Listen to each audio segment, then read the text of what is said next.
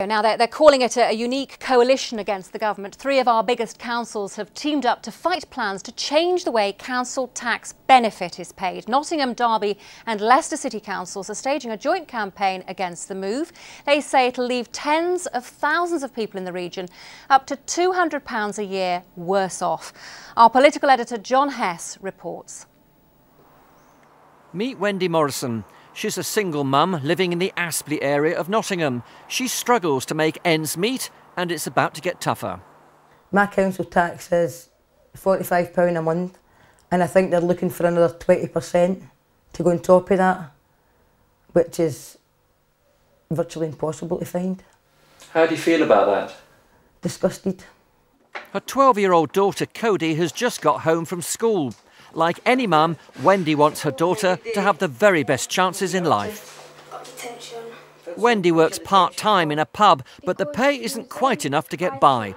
She gets government help for her council tax bill of £450 a year. 27,000 other people on low incomes in this city also get cash help for their council tax.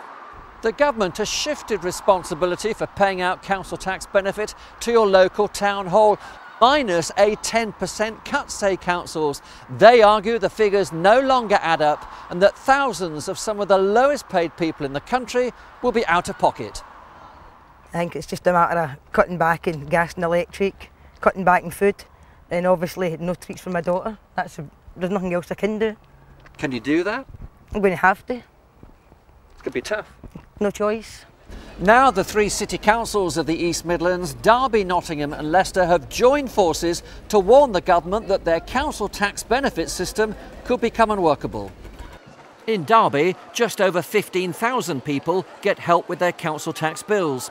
Pensioners are protected by the benefit changes being introduced from next April. But the government's 10% cut means a bigger cut for the lower paid.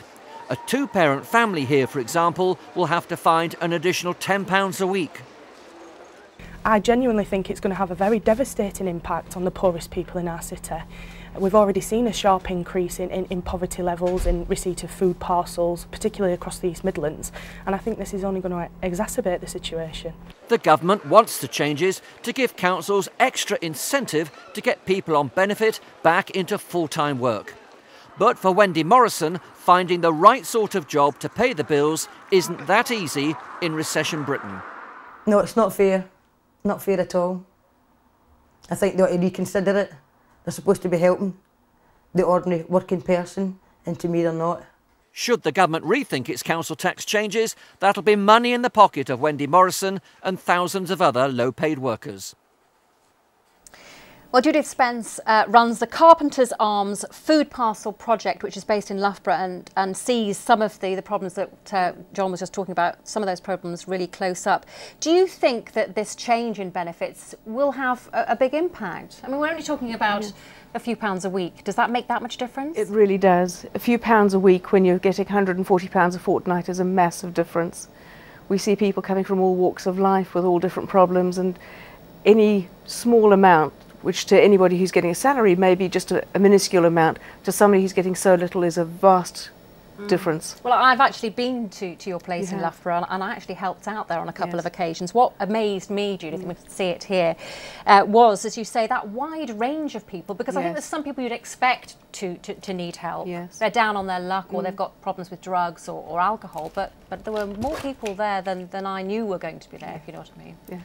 The numbers have gone up exponentially over the last 4 years. We started with 12 people per week 4.5 years ago.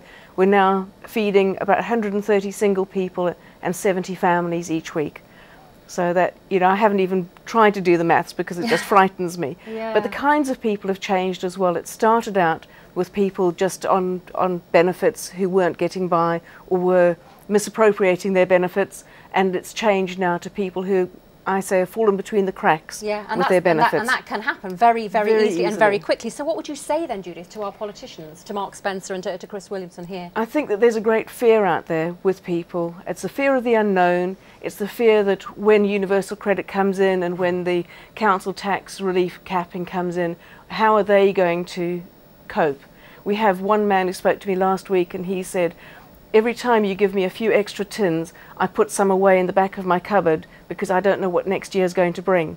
So there is that fear. I think although the government does say that it has put out information, it's not getting through to the people who need it. You're not, yeah, are you taking on board what Judith's saying? When you listen to what she says, yes, is it still right to because, push through with these? I think it recognises actually what pressure council tax puts on individuals, and some of these authorities, frankly, have been the worst offenders for putting their council tax up. And you have to start and ask yourself why some local authorities, like Nottinghamshire County Council, can not put council tax up for 4 consecutive years, and other local authorities don't. And they keep piling on those. What do you say though, Mark, to Wendy, who we saw in our film there, who's already struggling to make ends meet? And let's face it, she's in work. She's a real striver, you might say. Right. And she's in the unfortunate position to be under the control of Nottingham City Council, who keep putting the council tax up and up and up every year. They change chief execs on a regular basis quicker than the seasons. They give them a 6-figure payoff every time. That's just ridiculous. They should be focusing on efficiency with taxpayers' money, so Mark they don't have to Mark is factually incorrect. Let me just get this straight first of all, because Derby had one of the lowest council, in fact the lowest council tax rate in the region, but that's not the issue. The real issue here is not the level of council tax, but the fact that this government is pursuing a shameful proposition where they're going to be imposing a tax rise on the lowest paid workers in our country at the same time, on the same day that they're going to be giving tax cuts of over £40,000 per year to the richest people, to millionaires. The level of council totally tax is not the issue unacceptable. Okay, well, let's try to stick to this issue, Chris, because you're a Derby MP, aren't you? And just over 15,000 people in your city will be affected by this change. They'll want to know what you're doing about this, not what the government's doing. And what are you doing about that in your city? But the important thing, Murray, the important thing is to remember these cuts are being imposed by Mark's government. They are being imposed on local authorities. Local authorities don't want to make cuts to low-paid workers, and so what they're trying to do is to ameliorate, to minimise the impact on families in Nottingham, Leicester and Derby by trying to come up with a scheme that actually tries to protect low-paid workers. But in the end, it's going to be impossible to protect them completely because this government, Mark's government, is reducing the amount of money, which is no good shaking your head, Mark. This government is reducing the amount that's available for council tax benefit by 10%, and they've said that pensioners, quite rightly, have to be protected. So that means low-paid workers will see an even bigger reduction. Tax rise for the low-paid workers, Judith, tax cut for the millionaires. That's the Conservative version of all being in it together. Do you think politicians get what you're up against? No, definitely not. So this isn't helpful? No, it's not, because it needs to be on the ground. And there are councils, I know Charmel Borough Council has pledged to protect the most vulnerable in the area. And that's what people need to hear. And all that the people on the ground are hearing is cuts, cuts, cuts, instead of hearing, well, actually, there is protection. There's protection for pensioners. There's protection for war widows. There's protection for those genuinely in need. And that's what they need to hear to be encouraged. Inevitably, though, the more protection which is available, the more groups which are protected, and I want to see groups protected, will mean that the reduction that then is imposed on other people will be that much greater. That is the problem with this scheme that the government are forcing on to local authorities. Do these things, deliver all of their services and not put council tax up, and other authorities can't. And I think you've got to recognise that under the Labour government, council tax doubled. But low-paid workers will still have to be paying Okay, well, we'll have money to leave it there. But Judith, thanks very much for coming in and putting your point of view as well. Thank you very much.